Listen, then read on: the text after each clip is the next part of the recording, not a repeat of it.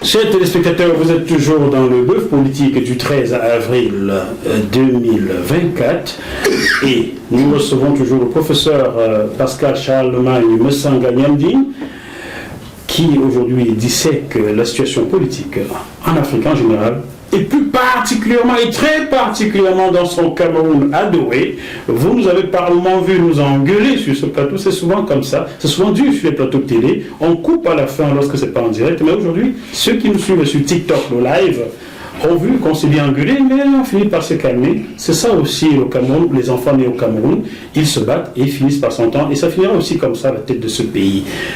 Bonjour professeur Messanga-Nyamdine. Oui, bonjour. Je vous serre encore la main, parce que j'aime bien votre main, elle est solide, hein? Ah, merci. Une main d'ancien footballeur, c'est solide, hein? Merci bon, beaucoup, monsieur Mafou. Cameroun présidentiel 2025, nous allons entrer droit, on va mettre des pieds dans le plat. Tout de suite, votre champion maître politique, comme vous allez le citer, sera-t-il encore une fois de plus, peut-être une fois de trop, le candidat, votre candidat Pascal Messanga-Nyamdine? Le président nous a donné deux options. Et il a dit, le 26 juillet, je crois, 2022, lors de l'arrivée de M. Macron au Cameroun, il a dit, je cite, à une journaliste, je verrai si à la fin de mon mandat, je dois continuer ou aller me reposer au village. Qu'est-ce que cela signifie? Que pour la première fois, 40 ans après, le président n'a pas exclu de partir. Alors ce qui est impressionnant, c'est pas de voir seulement un président qui soit en train de dire qui peut partir ou qui peut rester. Ce sont les intermédiaires, les courtisans, qui vont dire qu'il faut qu'il reste. Alors j'appelle votre attention sur le fait que le Cameroun de Paul Biya aujourd'hui est un Cameroun où il y a beaucoup de choses à refaire. Où il y a beaucoup de choses à refaire. Vous me parlez tellement à voix basse que je ne suis pas sûr que vous avez bien saisi. Beaucoup de choses à refaire. Il y a l'idéologie du président, mais il y a la réalité sociale. Le pays est complètement désaxé. Le pays est complètement désaxé socialement. C'est-à-dire que les gens n'ont plus... Les jeunes reviennent de l'étranger avec des diplômes, ils n'ont pas de travail, pour la plupart. Les oligarques, aujourd'hui, ont confisqué le système de promotion des cadres dans les ministères. Il y a même des structures où vous ne savez même pas comment on recrute. Si moi je vous pose la question, mais c'est que c'est moi qui vais répondre. Allez demander aux Camerounais comment on recrute à la CNPS. La Caisse nationale de prévoyance sociale qui est dirigée par... Demandez aux Camerounais... Qui est dirigée par quelle, s'il vous plaît? Je ne voudrais plus prononcer le nom. C'est le neveu du président de la République qui dirige la CNPS. Et j'en doute, il n'est pas son neveu. Parce que je connais quand même la famille présidentielle. Allez demander comment on recrute à la Caisse. Vous ne saurez pas. Allez demander comment on recrute à la Camerounaise des eaux. Allez demander comment on recrute au port. Allez demander comment on recrute à l'ASNL. Allez demander comment on recrute à la Sonara. Allez demander comment on recrute à la CNPS. Partout au Cameroun, toutes les sociétés d'État. Les sociétés stratégiques et des compétences. Avez-vous déjà vu une affiche où on vous dit qu'on veut recruter des gens à Camtel? Donc je pense que pour demain, pour 2025, 2025, oui. Il faut laisser les petits problèmes de personnes. Je vous ai dit que Messanga-Nyamdine nouveau se projette pour le renouvellement de la classe politique, des gens qui peuvent apporter quelque chose au Cameroun. On ne peut pas continuer avec les équilibres de Talakou où quand vous applaudissez quelqu'un, il vient vous dire, mais tiens, ça y est, tu vas être PCA. Ah oui, parce que vous avez applaudi quelqu'un, oh oui, mais oh là là, qu'est-ce qu'on peut faire de notre petit morceau là? Bon, toi tu viendras conseiller technique à la présidence. Bon, allez, ou bien toi tu viendras... Non, je pense que... Vous n'accepterez pas. Oh non, non, ce sont des métaphores. Oui. Ça veut dire qu'on ne peut pas continuer à noyer un homme comme le président Paul Biya, qui est venu avec une certaine vision et qui a aujourd'hui des gens qui ont complètement paumé Monsieur Paul Biya est son projet social. Monsieur Paul Biya, en 1933, nous sommes en 2024. Cela signifie que dans 9 ans, Monsieur Paul Biya aura 100 ans. D'accord. Ça veut dire qu'en février 2025, M. Biya aura 92 ans. C'est ça. En octobre, date d'élection au Cameroun, M. Biya aura 92 ans et demi, donc presque 93 ans. C'est ça. Est-ce un âge plausible? Est-ce qu'on a encore toutes ces facultés pour diriger un pays à cet âge-là? Professeur Moussanga Yanding, allons simplement sur le terrain de l'honnêteté. Est-ce qu'on est encore lucide pour diriger à cet âge-là?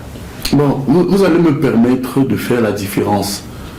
Et là, du point de vue platonicien, entre la lucidité et la capacité physique. La lucidité, oui. Pas sur Oui, quelqu'un de lucide, c'est...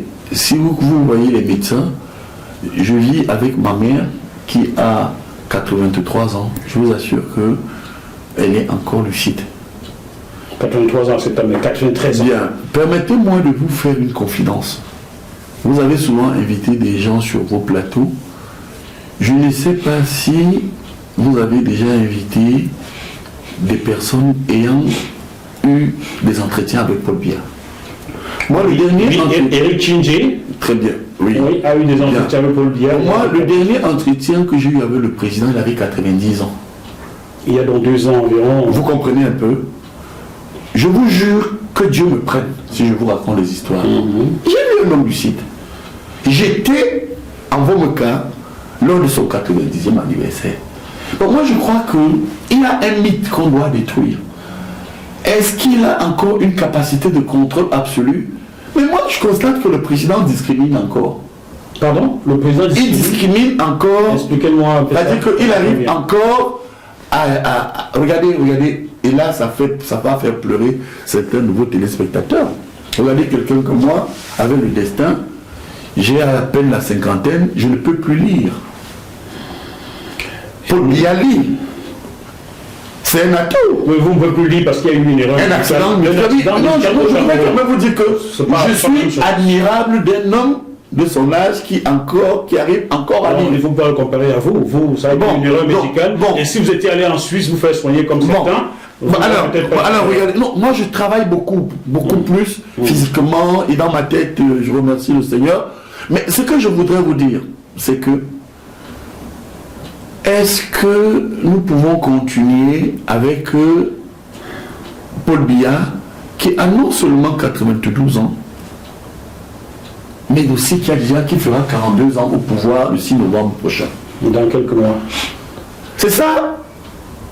C'est comme ça que je perçois votre question. Faut-il continuer avec Paul Biya qui aura 93 ans presque? Moi je pense que quand vous me posez une telle question, n'oubliez pas ma posture de biaïste. J'ai proclamé Paul Biya maître politique.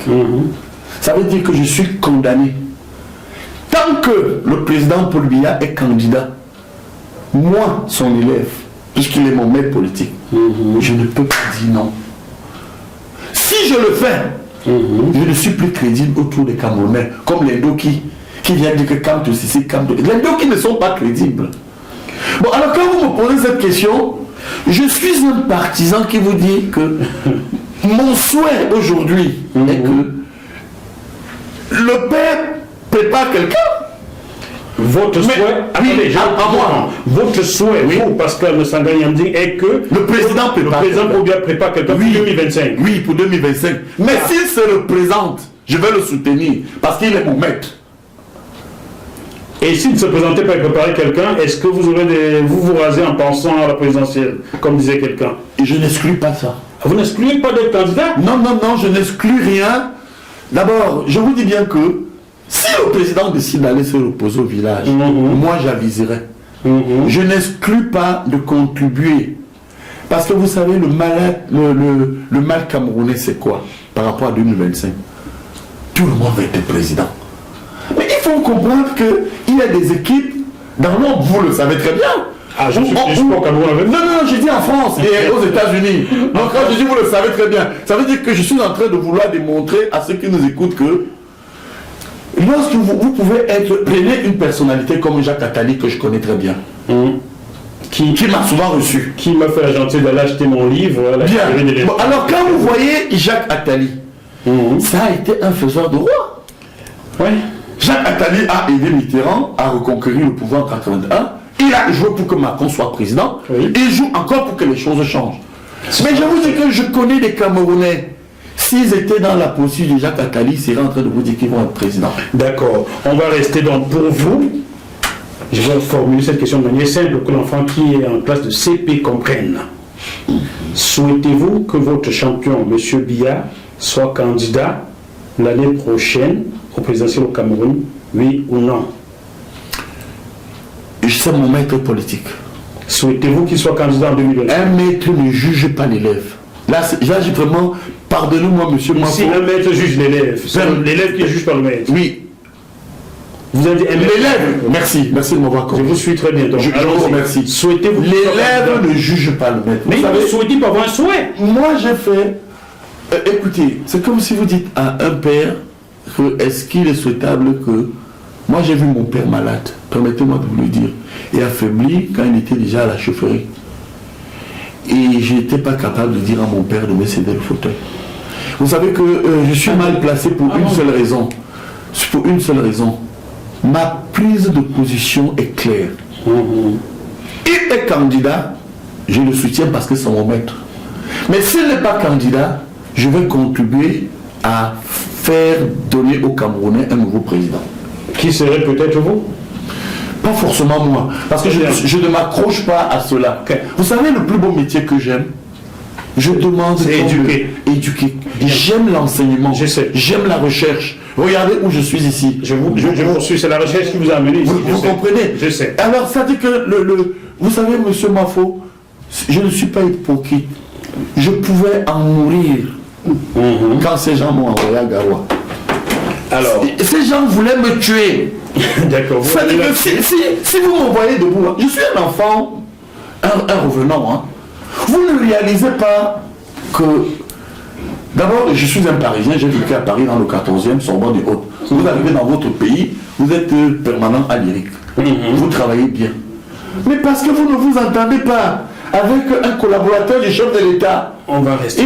Il appelle le ministre de l'enseignement supérieur. Le ministre de l'enseignement supérieur s'exécute. On me dépouille de tout. Même les enfants, permettez-moi, oui, mais il faut que je poursuive mon conducteur. Vous me ramenez sur votre cas personnel. Je suis aussi sur les plateaux de télé pour dire que je suis une victime d'un régime que je soutiens. Ah d'accord. Il est victime d'un régime qu'il continue de soutenir par ailleurs. D'un homme que je continue à soutenir. Mais le système, non. Le système est mauvais. Le système construit par qui?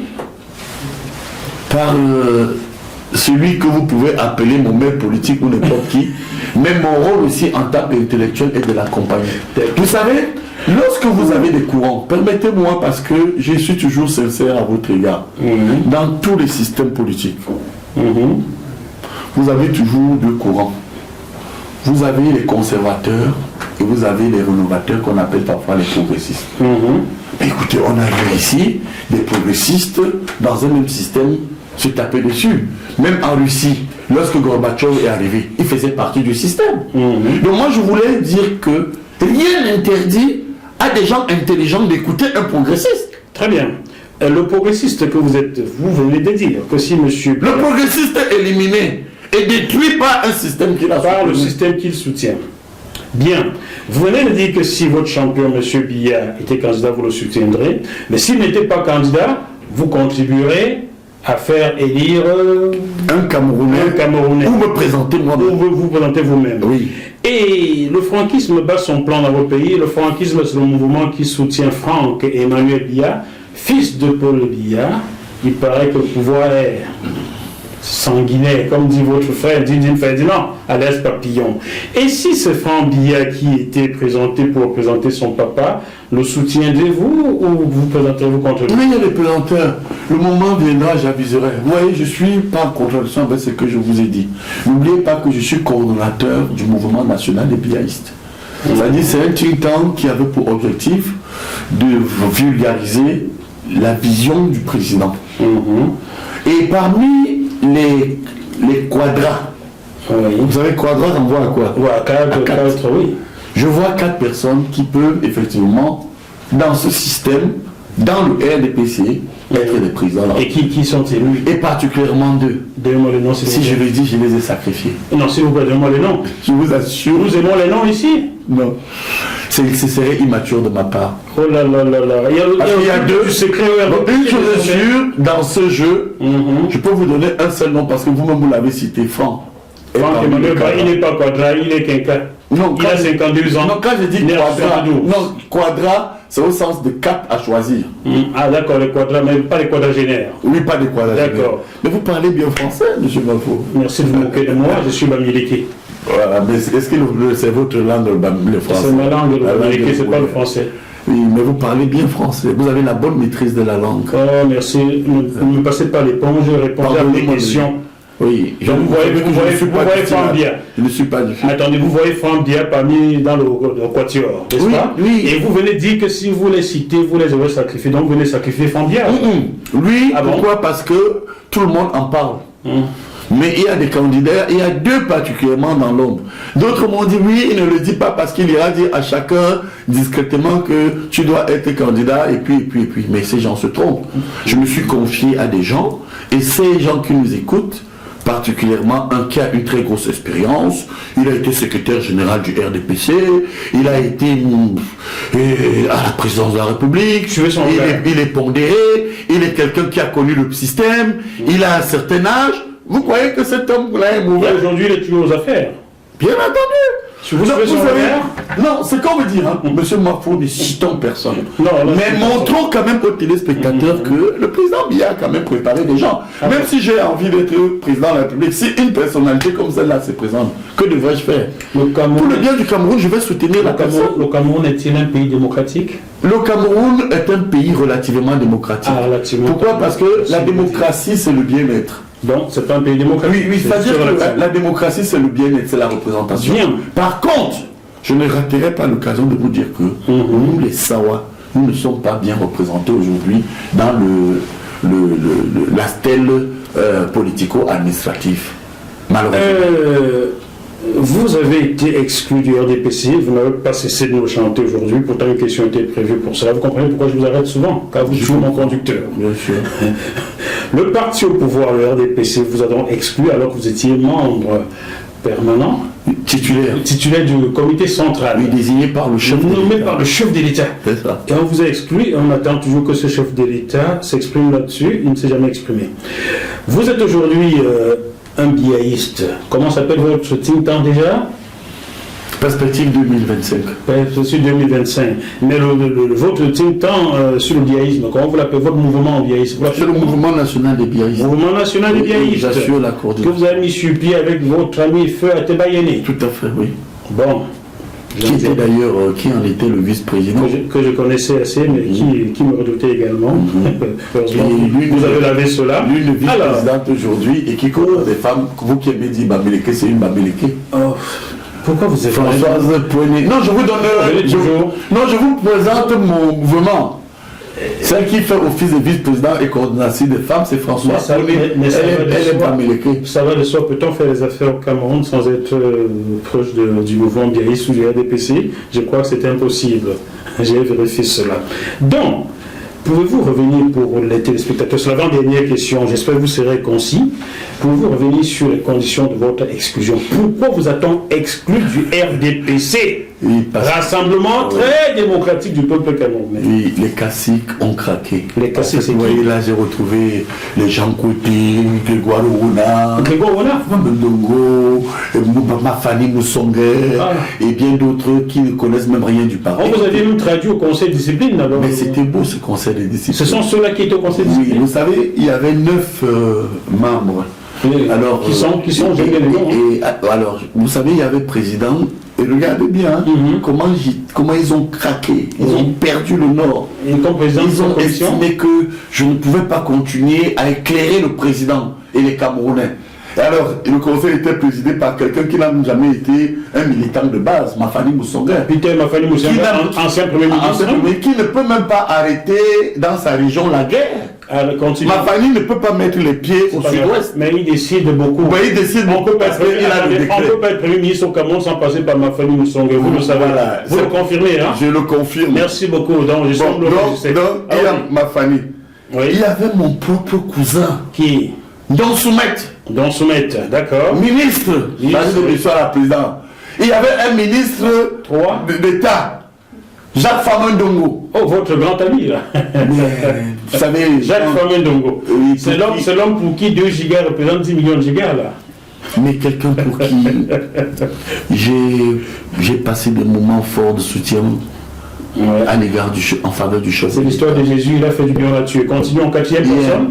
Il y avait Achamba. Elle, je ne sais même pas elle qui est au consul, là, c'est Achamba. Ah, mais c'est ce qu'on appelle une cellule. Achamba, ok. Bon, il y avait un autre ami à moi, Talba Mala. Très bien. Bon, il y avait Ndanga Dinga, un ancien ministre. Oui, j'ai commencé par vous montrer qu'un ancien premier ministre, un ministre d'État, 3 membres du gouvernement en fonction. Donc, nous sommes à 6. Non, nous sommes à 7. Alors, moi, je compte jusqu'à 6. Bon, dans la Diga, il y avait Jean-Fabien Moncam. Oui, Jean-Fabien Moncam, oui. Il y avait Ndébi Yébé. Ça fait combien? Nous sommes à 8. Bon, il y avait Ndébi Yébé. Et je crois qu'il y a un que j'en oublie. Ça me reviendra peut-être. Il n'a pas dû être virulent, assez virulent. C'est ça que vous tous n'avaient rien à dire. Vous savez, ce qui était beau dans cette histoire, je ne suis pas allé avec des larmes. D'accord. Je suis allé là-bas à l'effet de leur dire que lisez les articles 83. Pourquoi vous avez été viré? Permettez-moi d'abord, je vous en prie. Les articles 83, 84 et 85 du règlement intérieur. Permettez-moi de mettre cette parenthèse. Vous savez, les textes du RDPC, c'est 97 articles et 102 articles du règlement intérieur. C'est moi qui ai fait ça, qui ai relu ça. Ah, d'accord. Relu ça en dernière lecture sous le magistère de M. Sadi. Très bien. Donc, ils ont violé les textes. C'est-à-dire, si vous avez lu cet article, je crois 83, pour ceux qui nous écoutent, du règlement intérieur, en cas de constat de l'indiscipline d'un membre du comité central, le président national convoque une commission de 16 membres. Oui, bien. Celui qui est M. Biya. Qui est M. Biya? A-t-il jamais convoqué cette... Non. Donc, vous n'êtes pas officiellement exclu? Non, honnêtement. Mais je reste... Oui. Non, c'est sûr, je ne suis pas suffisamment sûr. Je suis démagogiquement et criminellement exclu, puisque c'était de la criminalité politique. Mais vous savez contre qui elle était faite? Dites-moi. Contre Paul Biya. C'est-à-dire que c'est... Vous êtes Paul Biya? Non, c'est-à-dire que à travers moi, ils ont voulu montrer que le président est fini, qu'il ne peut plus rien faire. Et ils ont eu raison puisqu'il n'a rien fait. Non, ils se sont trompés. Mais il n'a rien fait. C'est-à-dire que, attendez, monsieur, vous savez, là je vais vous révéler quelque chose. Vous voyez, je ne suis pas allé jusqu'au bout. Allez-y. Je suis quelqu'un qui a été reçu par le président au moins une dizaine de fois dans ma vie. Faites attention à cet homme. Je vous jure que Paul Biya n'est pas fini. Vous allez voir que ceux qui suivent cette émission, ceux qui vous suivent aussi en direct sur TikTok, et qui nous suivent en direct sur TikTok, ben les saluts, ils sont là. Attendez, d'ici février-mars, voire juin 2025. Mais quand ils ont commencé à frapper sur moi, politiquement, le message était quoi? Le message était de dire que Paul Biya est fini, on attrape le Sanga Nyamdé. Il voulait un gros poisson poste du président de la République. Et administrativement, regardez, je vous assure, monsieur Mwafo, vous savez que j'ai été convoqué au CED. Je sais que vous avez été convoqué au CED. Au CED, monsieur Mwafo, je n'ai jamais été dans un commissariat de police dans ma vie. D'accord. Monsieur Mwafo, je n'ai jamais été convoqué à une gendarmerie. Monsieur Mwafo, je n'ai jamais été inculpé ou quoi que ce soit. Le jour où on me convoque, je vous en prie, que la première fois au CED, ils ont utilisé le CED comme un instrument de destruction de ceux qui ne pensent pas comme eux. À la fin, qu'est-ce que ça a donné?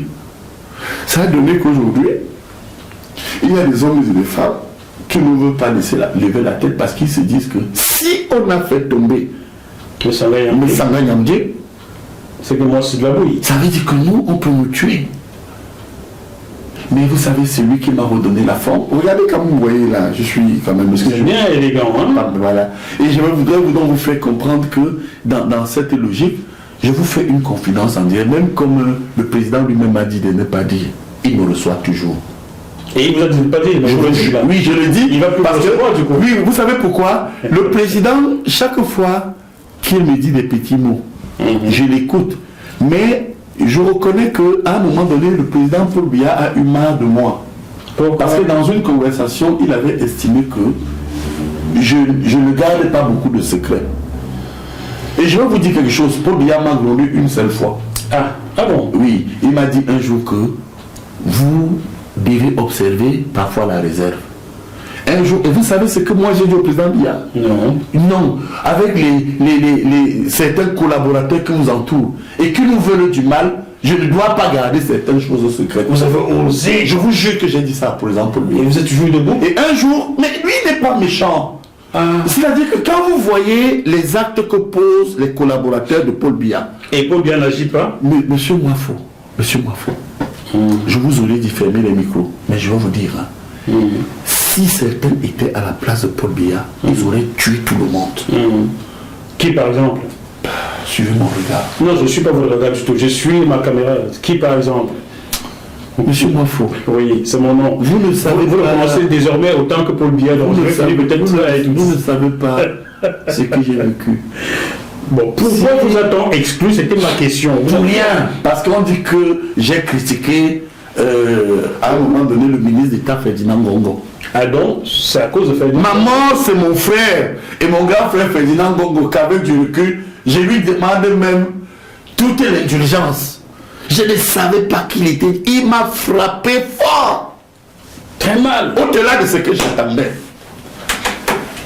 Je vous le dis, ça dit que j'ai pris comme... On ne m'avait jamais tapé fort comme ça, un bâton sur la tête. Même pas votre frère. Mais je vous dis la vérité. Et puis, je vais vous révéler encore et à vos auditeurs en secret.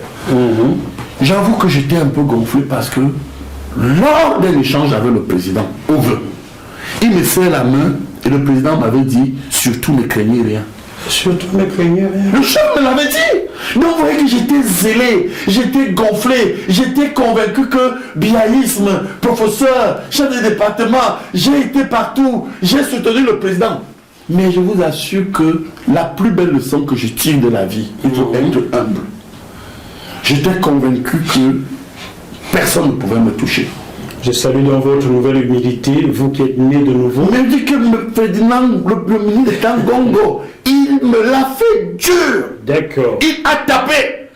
Et j'ai eu aussi un message de lui. Il a dit à quelqu'un que lui, on ne le traîne pas dans la boue.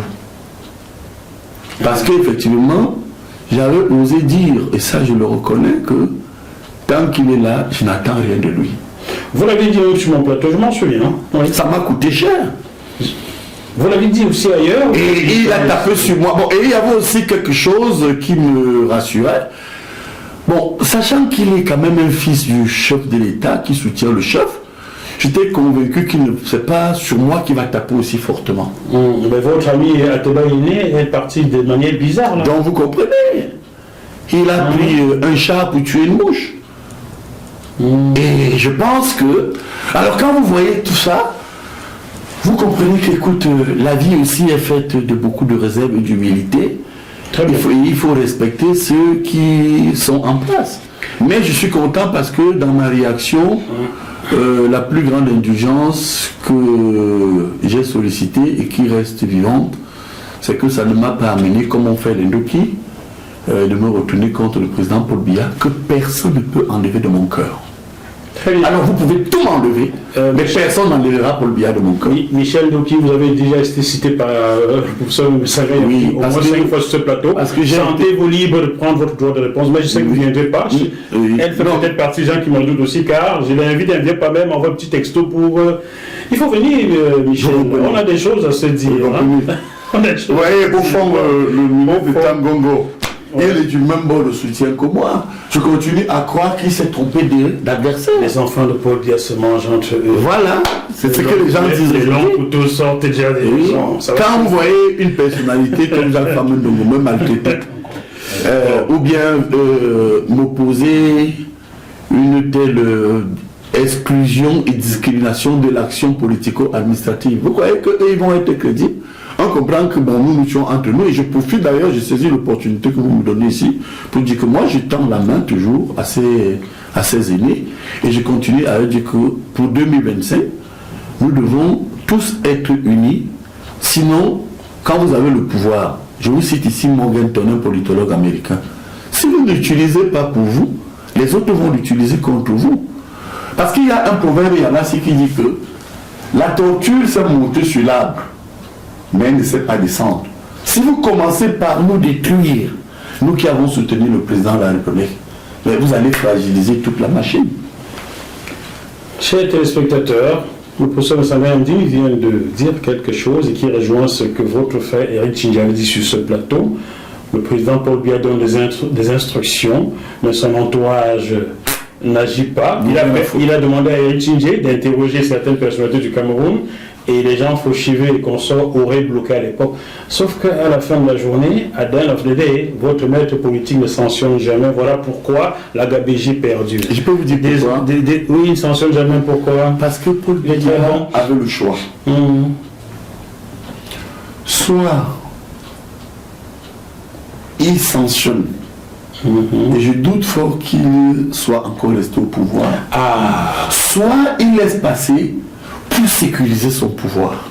Vous avez compris. Bon, et nous qui soutenons le président Paul Biya, seul son pouvoir l'intéresse donc. Nous avons compris, oui, bien sûr. Seul son pouvoir l'intéresse donc, vous comprenez. Oui, le président est très attaché au pouvoir. Surtout, je vais vous dire quelque chose. Le pouvoir, quand vous faites une historicité de l'exercice de pouvoir du président Paul Biya, mais il a pris des risques à l'égard d'Ahidjo. Voilà un homme d'État, et je le dis toujours. Si vous n'avez pas peur de Paul Biya, de son pouvoir, c'est que vous n'avez pas peur de la mort. Moi, je ne peux pas jouer avec Paul Biya. Écoutez, je vous donne une illustration. Nous sommes en Corée du Nord, visiblement. Mais non. Parce qu'il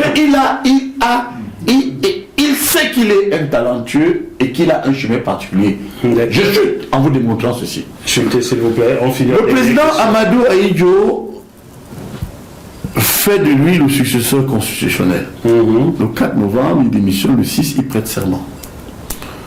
Alors que la garde présidentielle est encore ahidjoïste, l'administration est encore ahidjoïste, les stratèges du parti sont ahidjoïstes. Jusqu'aujourd'hui, ça n'a pas changé. Le 18 novembre, le 18 juin, comptez.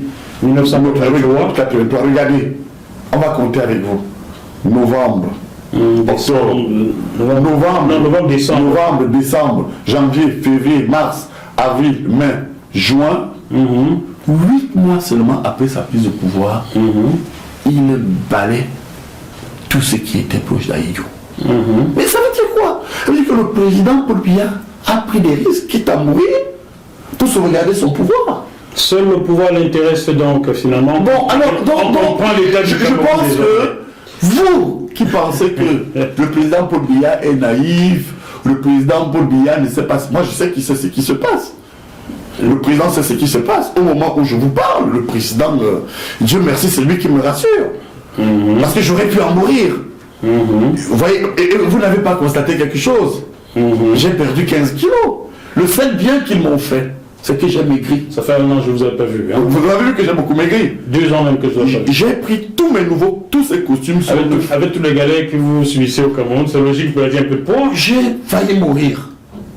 Si je vous dis que je n'ai pas été touché et que mes aînés, mes compagnons biaïstes, parce qu'il y a 2 types de biaïstes. Il y a les biaïstes négatifs et les biaïstes positifs. Les biaïstes négatifs m'ont frappé à l'effet de me dire maintenant, toi Messanga, va donc créer ton parti si tu es si fort. Je ne pouvais pas créer. J'ai même dit à certains que vous soutenez Paul Biya aussi comme moi. S'il vous enlève aujourd'hui, je vais aussi vous dire allez créer le parti. Donc en fait nous sommes tous derrière Paul Biya à l'effet de transformer le Cameroun. Sauf qu'à la différence de vous, moi, non, je dis, j'ai eu peur. J'ai dit mes camarades qui m'ont, oui, ça dit que mes contempteurs, à la différence de tous ces aînés qui auraient pu davantage nous encadrer et faire en sorte, comme je le souhaite actuellement, qu'on se mette ensemble pour voir comment on peut lire l'avenir. Malheureusement, ils ont estimé qu'il fallait m'éliminer comme un vulgaire chien. Vous savez, quand on vous envoie au nord, vous êtes malvoyant. Vous ne savez pas que c'est je sors de la mort. Ben, quelqu'un vous rétorquerait que le nord c'est le Cameroun. Et on peut vous envoyer partout au Cameroun. Vous aimez on vous envoie, on vous affecte, on vous met à la disposition d'une université. Oui, mais on peut vous envoyer n'importe où au Cameroun. Oui, est-ce que c'est ce qu'ils ont fait alors? Et vous envoyez au nord. On m'a mis à la disposition de l'annexe de l'université de Ngaoundéré à Garoua. Mais vous étiez bien accueilli là-bas, je vous ai vu manger avec les populations. Non, attendez, même d'ailleurs. Jacques, vous me donnez là une opportunité. Oui. L'université a des règles. Je voudrais quand même qu'on dise à ceux qui nous écoutent que je n'ai jamais refusé d'aller au nord. Mais on ne m'a pas envoyé au nord, on m'a envoyé au nord comme un prisonnier. On vous envoie au bagne, quoi. Oui, dans le bagne, comme ils ont fait à Félix Moumier. C'est-à-dire, je suis chef de département, on me Limoges, je suis professeur permanent à l'IRIC, et on dit que je ne suis contre la règle universitaire mise à la disposition de l'annexe de l'université de Ngaoundéré à Garoua. Ça veut dire que cette université de Garoua-là, c'est moi qui suis le premier enseignant permanent de l'université de Garoua. Puisqu'il n'y avait personne. Mon patron était un chargé de cours. Votre patron chargé de cours. Oui, oui. Et ma vice-patronne était aussi chargée de cours. Le troisième vice-patron qui était chef de service de la logistique, c'était un breveté. C'est-à-dire que, et on m'a donné un bureau en bois sans matériel. Vous savez quoi? Mais c'était comme à Mantoum. Vous savez quoi? Oui, non. Le Cameroun, c'est le Cameroun. Écoutez, je ne sais pas si vous avez vu la transformation des ordonnances de 62. Très bien. À l'époque du président Aïdjo, l'ordonnancement était Mantoum, Tchouléré. Un préfet ou un sous-préfet pouvait vous écraser. Mais sous le président Paul Biya, certains oligarques ont arraché une partie de son pouvoir par des décisions médiocres et impopulaires, criminelles. Conséquence aujourd'hui, vous voyez comment, pour reprendre Grégoire Ouna qui a écrit Un bateau dans la tourmente, vous voyez que la tourmente a envahi la cité. C'est pourquoi quand vous venez me parler de Marlène Owutu, je vous dis que Marlène Owutu symbolise le ras de bol des gens qui ont soutenu le chef de l'État. Marlène Owutu symbolise la révolution des gens maltraités. Mais Marlène Owutu, ma très chère amie, et ça je ne vous cache pas que j'ai eu à écrire à Marlène, hein, ça on a eu des échanges. Vous avez répondu cette fois-ci? Bien sûr, Marlène. Ça fait 3 ans. Marlène Owutu, ça fait 3 ans que vous attends. Je vous ai écrit lorsque vous étiez accusé de doyer. Vous avez promis de venir, je vous attends toujours. Oui, et je voudrais ici vous dire que le seul truc où peut-être j'ai contribué à dire à Marlène, surtout, ne vous attaquez jamais à papa Paul. Mais à sa femme et à maman Chantal, non, les deux, c'est pas bien. C'est pas bien parce que quel que soit le cas, lorsque, à tort ou à raison, que ce soit vrai ou faux, tout ce qu'on dit du président Paul Biya ou de son épouse, c'est l'image du Cameroun qui est ternie. Donc moi je ne pourrai jamais, et je le dis encore, je prends cet engagement. La main sur le cœur, allez-y. Oui, toujours. Toujours, éternellement. Oui, c'est que je ne m'attaquerai jamais au couple présidentiel. Je ne m'attaquerai jamais au RDPC, ce parti que j'adore sur le plan idéologique. Et sur le plan des réalisations. Et puis troisièmement, je continuerai à dénoncer les bandits en col blanc. Et ces bandits en col blanc, il y en a plein en prison. Beaucoup dehors. Non, il y a plus dehors qu'en prison. D'accord, il y en a en prison. Là où vous trompez encore. Je vous dis qu'il y a plus aujourd'hui. Moi je connais ceux qui sont en prison. Ceux qui sont dehors, je ne les connais pas. Peut-être vous les connaissez d'un ou leur nom. Non. Là, car lorsqu'on est en prison, c'est qu'on a été condamné, donc je ne peux parler que de ceux-là. Oui, mais là vous savez ce que vous faites inconsciemment là. Non, je le fais exprès. J'ai déjà reçu des gifles. Je le fais exprès. Je suis au sol. Je le fais exprès. Vous comprenez? Ma seule force aujourd'hui est académique. Je rayonne scientifiquement et politiquement. Mais je vous avoue que je reconnais que j'ai donné des coups aux gens. Mais j'ai aussi reçu les coups. Mais j'en ai aussi donné. Mais aujourd'hui, je pense qu'à un moment donné, quand vous recevez la gifle sauvage qui m'est tombée sur la tête, à un moment donné, vous devez reconnaître. Ça a vraiment fait mal, hein? Très mal. Johnny Hallyday, vous connaissez? Oui. Les coups, quand il vous arrive. Ça... Oh oui. Je vous dis que la défense du chef de l'État était tout simplement un écran de fumée. Parce que les gens m'ont dit qu'ils ne pouvaient rien faire contre moi. Mais Dieu merci quand même, quand je me suis relevé, j'ai repris conscience parce que j'étais pratiquement quelqu'un qui agonisait. Le chef de l'État à travers des manières directes ou indirectes. C'est la dernière question. Nous sommes convenus lors de la préparation de cette émission qu'on parlera des prisonniers politiques. Est-ce que vous êtes toujours à l'aise pour en parler? Oui. Bien.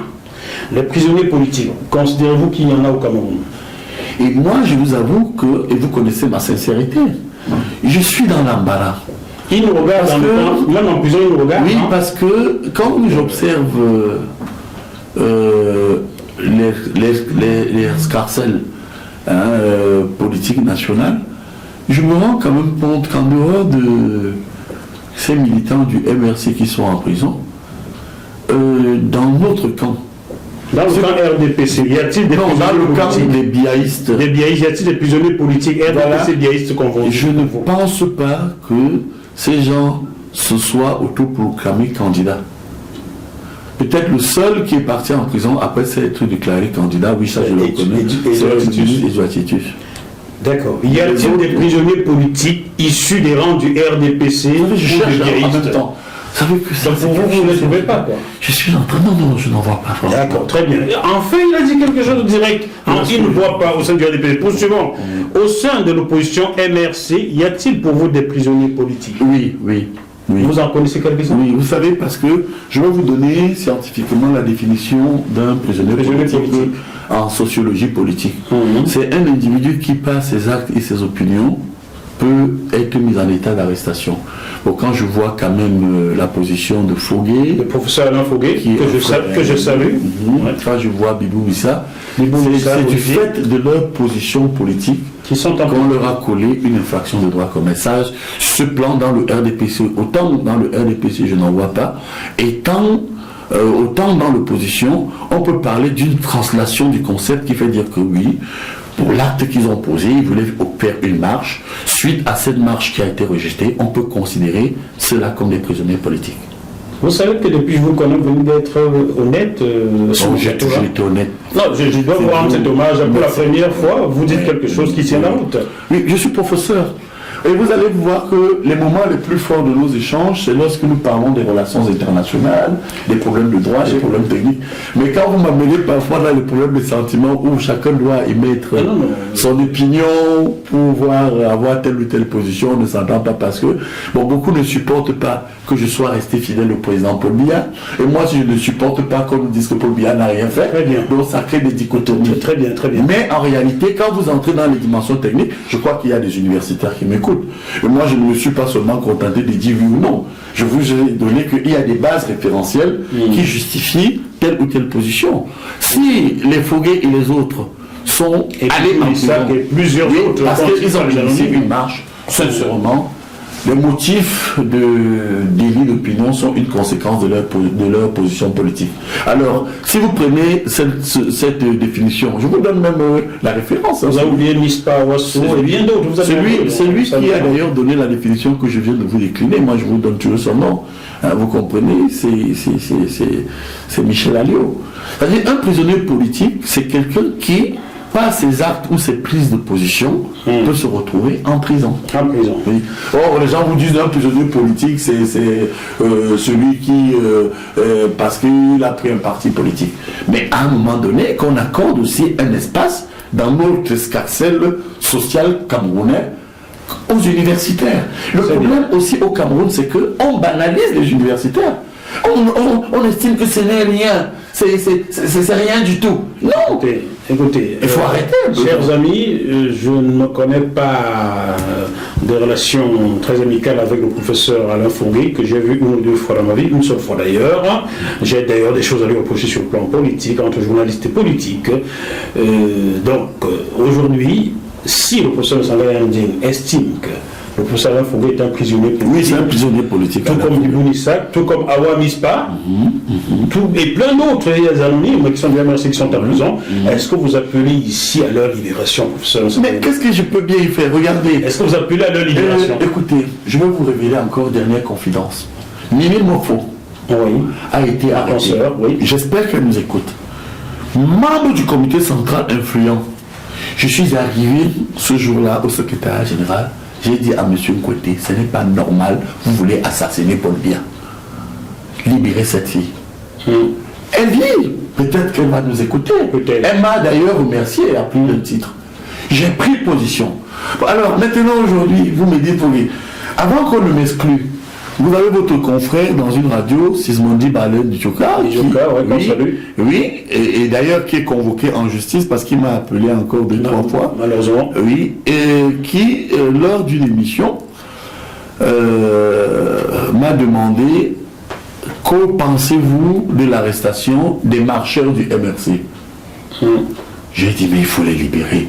D'ailleurs, M. Grégoire, on a peu témoigné de ce que c'est à lui que j'avais voulu que nous fassions une autre pour demander que cela ne se fasse pas parce que ça peut retomber sur le président.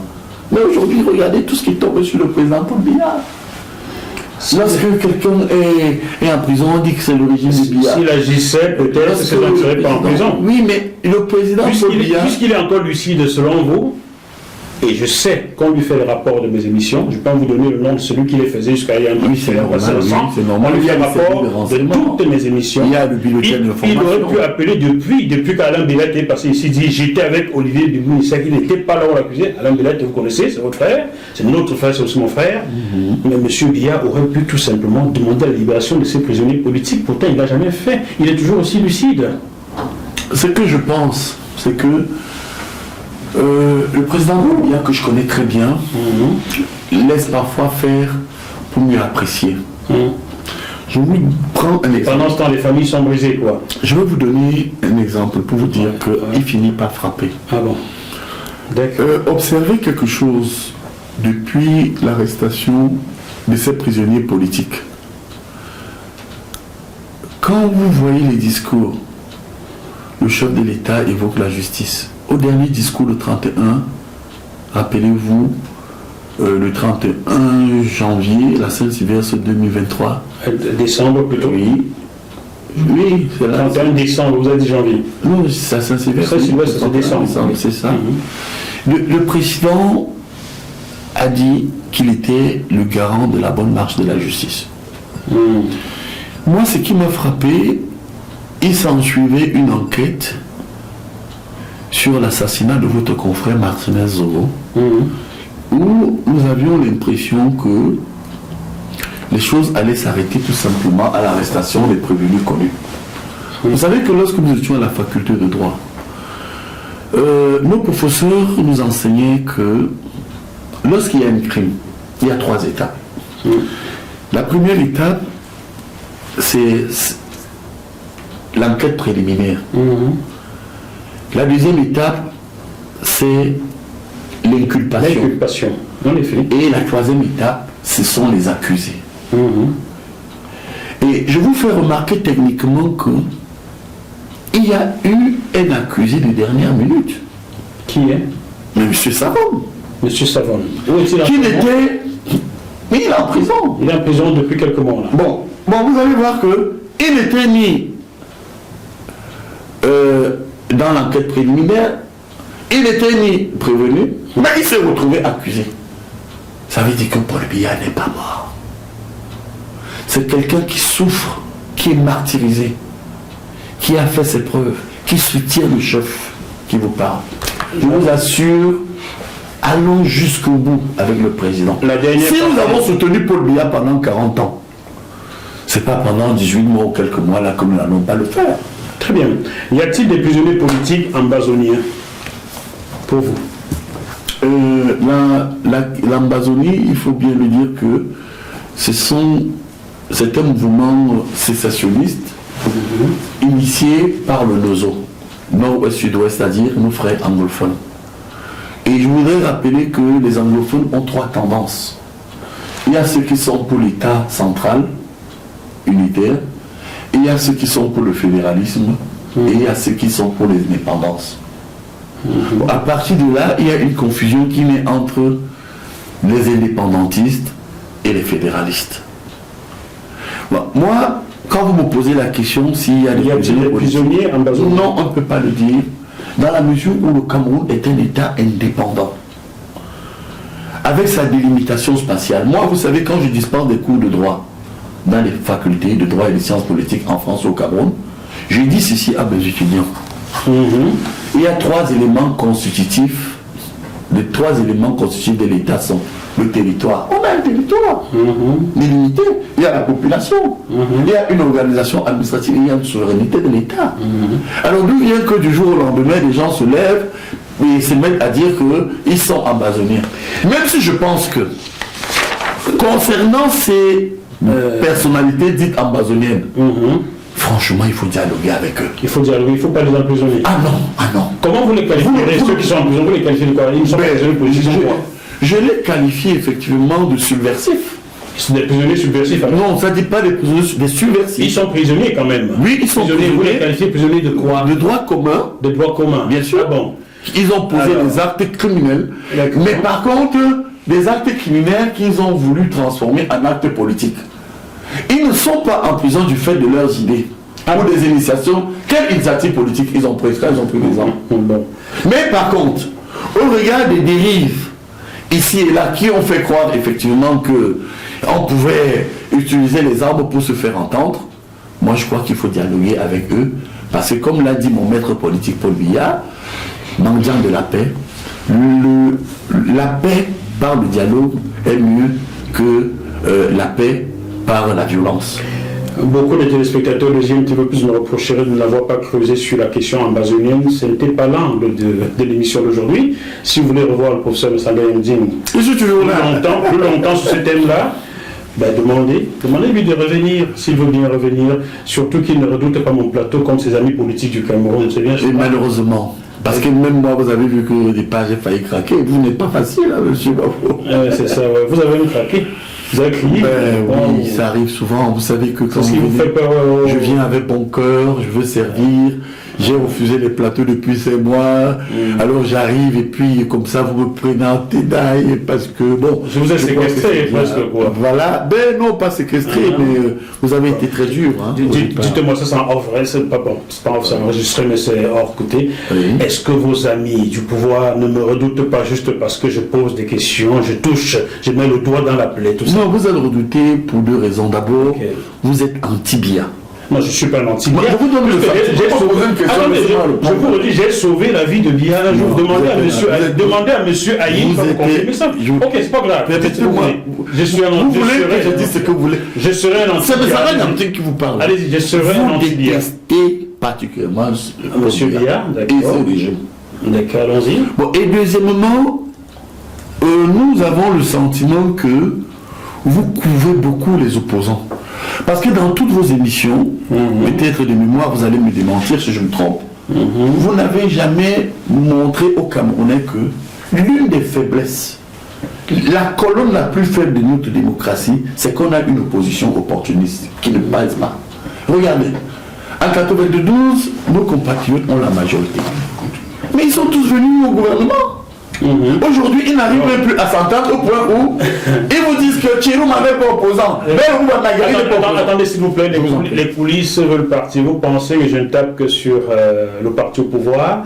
Demandez à M. Albert Nzongan s'il n'a pas évité ce plateau en 2019 après la sortie de prison. Seul feu Pendey Koka est venu et M. Nzongan ne sait pas que j'étais avec Christian Pendey Koka lorsqu'il lui posait la question « Pourquoi tu n'as pas été sujet MTV+. M. Nzongan va le trouver maintenant, sachez que je suis au courant. Donc même lui de l'opposition redoute parce qu'il sait que j'ai des questions à lui poser. Je lui avais dit au téléphone un jour, il faudrait qu'on recense les hommes d'affaires camerounais et même Bamileke, vous voyez Bamileke, qui ne payent pas normalement la douane au Cameroun.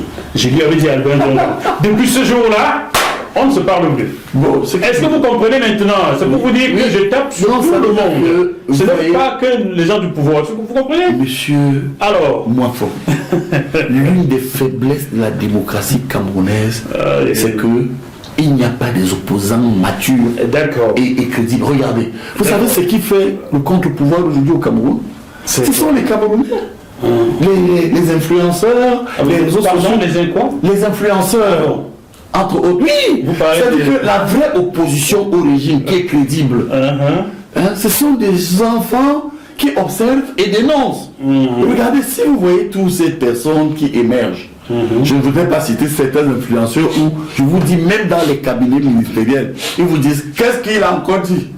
C'est parce que l'opposition ne s'est pas approprié l'état de ce pouvoir et les gens qui entourent. Vous êtes dans votre rôle, vous venez d'admettre que les militants du MRC en prison sont des prisonniers politiques. Oui. Si l'opposition s'exprime et se retrouve en prison, comment voulez-vous que les gens s'expriment librement lorsqu'ils ouvrent la bouche? Ils ont l'intention de marcher. Alors qu'ils cessent d'admirer le Sénégal. Parce que nos opposants vous n'avez pas répondu à ma question. Non, je réponds. Vous m'avez dit comment voulez-vous aller en prison? Ils ont l'intention de marcher, ils se retrouvent en prison. Comment voulez-vous que l'opposition soit forte? Mais monsieur Mafo, regardez ce que vous dites. Ils ont peur d'aller en prison. Ils ont l'intention de marcher, ils se retrouvent en prison. Ils ont peur. Pourquoi les Sanko n'ont pas eu peur d'aller en prison? Ce que vous ne comprenez pas, c'est que du haut de leur piédestal, dans les chambres, dans les salons UP, et tout ça, ou bien quand un bonhomme touche 6 000 euros, 2 000 euros, les gens se mettent à critiquer, c'est pas ça. Il faudrait même que certains aillent au Cameroun, dire que vraiment nous contestons l'ordre politique, quitte à ce qu'on nous tue. Voilà ma prise de position. Comment pouvez-vous... Attendez, vous parlez de Sioué qui a eu son tort a été d'avoir un livre de Moïse dans son sac. Comment pouvez-vous... Attendez, allez, monsieur Mafou, concluons cette émission. Vos amis vous attendent. Regardez bien, n'est-ce pas? Les téléspectateurs me suivent. Comment voulez-vous aller au paradis si vous ne voulez pas mourir? Vous vous rappelez ces chansons? Tout le monde veut aller au ciel, mais personne ne veut mourir. Personne ne veut mourir. Personne ne veut mourir. Attendez, je connais une autre de Michel Polnareff. Oui, Polnareff. On ira tous au paradis, même moi, qu'on soit voleur, qu'on soit vieilliste, on ira tous. Alors, vous voyez que nous avons cet humour, cette capacité à faire des métaphores artistiques.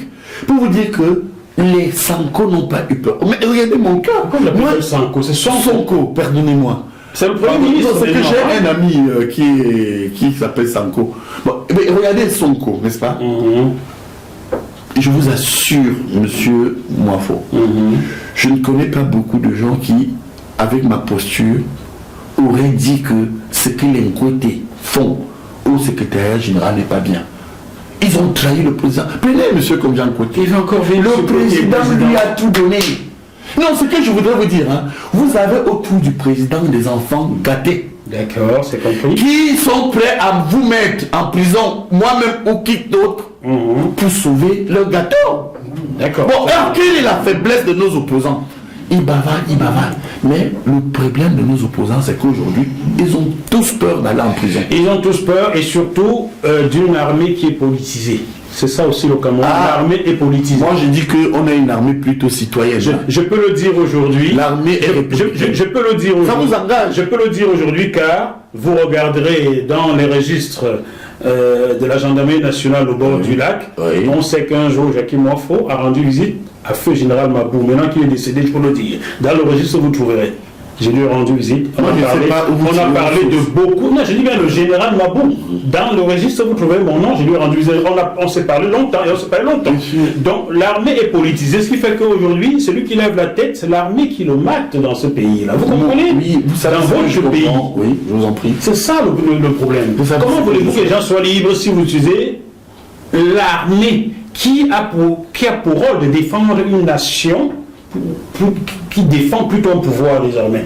Comment voulez-vous que les gens puissent s'exprimer dans un tel? Non, pour ce qui me concerne, je vois une armée bien formée et républicaine. D'accord. Et ce que je souhaite... des postes clés, comme vous l'avez dénoncé tout à l'heure, ils viennent tous de la même région. Bon, en partie. Ça, en partie, merci. Oui, mais ce que je voudrais qu'on retienne, c'est que il faut deux types de réconciliation qui doivent être opérés. Dans ce pays-là. Pour la prospective nationale. Première réconciliation, que tous ceux qui ont soutenu Paul Biya depuis 40 ans se réconcilient entre eux et se fassent une idée réelle, une évaluation du programme que le président a donné. Ça a marché ou ça n'a pas marché? Dans la paix, moi je vous assure que je pardonne à tous ceux qui m'ont fait du mal. Bon, deuxième étape, que tous ceux qui se sont opposés au président Paul Biya se retrouvent aussi entre eux, qu'ils fassent la meilleure culpa. Et qui disent que quel est le nouveau départ qui peut nous permettre demain de changer les choses. Bon, or, qu'est-ce que les gens font? Chacun est dans son coin, chacun est petit président, chacun a son parti, et à la fin, après avoir mangé du poisson, le ndolé, ou pour ceux qui sont aussi mangés du bon fromage, parce que comme par hasard, je vous ai dit qu'ils aiment bien manger même les plats camerounais ici, quand ils ont bu du bon vin, ils se mettent à dire « Ah, Biya doit partir ». Des dons péris au con distribué. Oui, il faut poser des actes. Il faut poser. Regardez, monsieur Mwafo, quand vous m'avez interrogé, vous m'avez posé une question. Comment je vois l'affaire des prisonniers politiques? Je vous ai dit. Et dans le RDPC, y a-t-il des prisonniers politiques? Là, je vous avoue que j'ai été surpris, je ne m'attendais pas à cette question, mais j'ai vite fait tourner ma tête, je vous ai dit non, en réalité, il n'y en a pas. Vous en avez dans la... Mais dans l'opposition, est-ce qu'il y en a? Je vous ai dit, au regard de la définition de Michel Alliot, oui, il y a des prisonniers politiques, il faut qu'on arrête ça. D'ailleurs, je saisis cette opportunité pour demander que peut-être demain ou après-demain, les Boubi Nissa, qui est un ami, et même Foguet, qui est un très grand ami. Foguet, moi, vraiment, vous savez, je pense à ses enfants, à sa femme, à sa carrière. Ouais, parce que vous savez que vous avez des gens qui ne réalisent pas. Vous voyez, vous m'avez spontanément et honnêtement reproché de dire que ne parlez pas de vous. Mais si je ne parle pas de moi, comme exemple d'une destruction réelle, mes enfants pleuraient. Mes enfants ont la haine aujourd'hui contre le régime. Mais c'est pas ça, ils n'auront peut-être plus de visa pour aller au Cameroun. Écoutez, ce que je veux dire, hein, quand vous avez que ceux qui m'ont maltraité et qui continuent à me maltraiter, mais est-ce qu'ils réalisent un tant soit peu la position de ma mère, de ma femme, de mes enfants, de tous ceux qui m'aiment? Mais vous ne pouvez pas me maltraiter toute la vie comme ça. Qu'est-ce que je fais? Je n'ai tué personne. Au contraire, j'ai contribué fortement à la construction de l'édifice Cameroun sous Paul Biya. D'accord. Chers téléspectateurs du bœuf politique qui a été très très animé, vous savez, avec le professeur Messanga Yanding, c'est toujours comme ça. On se bat, on se gronde, on se bagarre. On finit dans une bonne conclusion. Tout à fait. Et je vais faire quelque chose. Je peux vous donner les graines d'arachide dans le plateau. Avant, j'ai quelque chose à ajouter. Encore, je peux prendre la boîte? Oui. Mais je prends la boîte avant de vous. Avant, je peux ajouter? Attendez que je prenne la boîte et que vous ajoutez un dernier truc, parce qu'il va falloir conclure cette émission. Voilà, quand même, hein, parce que sinon on passe toute la journée là. J'aimerais bien vous garder, mais ceux qui sont en coulisses s'impatientent. Alors, chers amis, sont les arachides du Cameroun. Hein, je n'ai même pas eu le temps de vous parler de mes ouvrages, mais ce sera pour la prochaine fois. Ça la prochaine fois. Merci. Et ceux qui sont en coulisses là? Oui. Si. Même si nous sommes pas amis, comment ne pas? Oh, vous m'avez dit tout à l'heure que vous savez qui je suis. Comme le Camerounais dit, oh, c'est pas grave. Je sais qui vous êtes. Allez, tenez, mangeons. Merci. Nous sommes tous des enfants du Cameroun. Je laisse la boîte là. Si quelqu'un veut s'en servir, c'est toujours là. Ça vient du Cameroun. C'est une maman qui m'envoie, maman Louise. Maman Louise, la fille de Jacob Fossi, qui avait entraîné dans les chutes de la métier le gendarme Outard. C'est maman Louise qui m'a envoyé les archives. Merci maman, tu vois, nous mangeons tous, hein, enfants du Cameroun. C'est ce Cameroun-là qu'on voit. Jacques, moi, faut que je mange cet arachide, tout en sachant que vous n'aimez pas le président Paul Biya, sans avoir peur que je sois empoisonné. Mais moi je mange avec vous. Non, je voulais vous dire que j'ai confiance en fait à vous. Quand vous apportez, je n'ai pas peur. Lorsque vous apportez les arachides ou les chocolats sur ce plateau, nous les mangeons ensemble ou pas? Alors pourquoi vous ne pouvez pas manger ce que je vous offre? Il n'y a pas de mal là, non? Donc, pour vous dire tout, ce que je voulais ajouter, que ceux qui ont soutenu le président Paul Biya se pardonnent et soient solidaires entre eux. Que ceux qui ont été dans l'opposition se pardonnent et soient soutiens entre eux.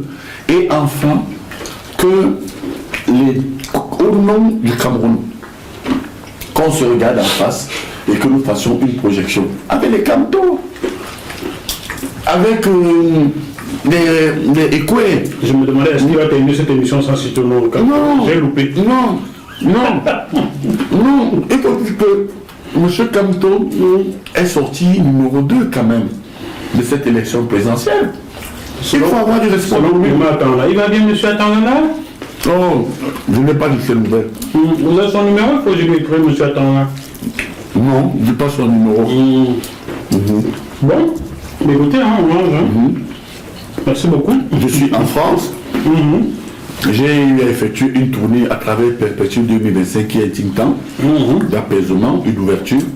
J'étais en Allemagne, j'étais en Belgique, j'étais en Suisse, j'étais en Angleterre. Je pense que ce dont il s'agit aujourd'hui pour le Cameroun, c'est le pardon et la tolérance. La réconciliation, quoi. La tolérance. Les Camerounais sont devenus très intolérants et violents. Et je crois qu'il faut proscrire ça.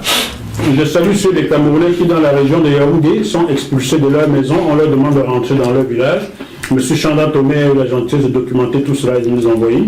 Donc je les salue. Chanda Tomé qui soutient. Lorsque j'ai dit aujourd'hui que les Bamileke ne sont plus, que les Camerounais sont les Tchadiens, vous m'êtes tombé dessus, alors qu'en ce moment on expulse les Bamileke de leur maison dans la région du centre. J'ai tout ça dans les mains. Chanda Tomé, je le cite. Il a mis au Premier ministre là-dessus. J'ai toutes ces lettres dans les mains. Donc, voyez que vous le connaissez, il va vous les montrer et ajuster avec lui si vous voulez, car chaque Camerounais devrait se sentir dans tous les coins du Cameroun chez lui. C'est pourquoi je vous parlais de l'apaisement. Pour cela, on fait des magistrats. Il y a une magistrate du centre ou du sud qui cautionne cela, l'expulsion des Bamileke de leur maison dans le centre. Une magistrate. Je vais taire son nom, mais son nom est public puisque Chanda Tomé l'a donné. Magistrate, je vous dis que de votre champion. Le principal enjeu au Cameroun, c'est le renouvellement du personnel politico-administratif. Vous en voulez encore? Non. Monsieur, attendez. Bon, chers amis, l'émission est finie, hein, nous mangeons maintenant. Bon, là, vous voyez, c'est comme ça se passe sujet un peu plus. C'est bien, toujours comme ça, jusqu'à la fin des temps. Donc j'ai saisi l'opportunité que vous m'avez donnée pour faire un coucou à tous les Camerounais de la diaspora et ceux du pays, à l'effet de leur dire que c'est une grosse rentrée politique que j'effectue. Concernant 2025, ils peuvent compter aussi avec moi parce que je prendrai position le moment venu. Vous pouvez venir sur le plateau maintenant, c'est fini. Non, merci. Donc on court parce que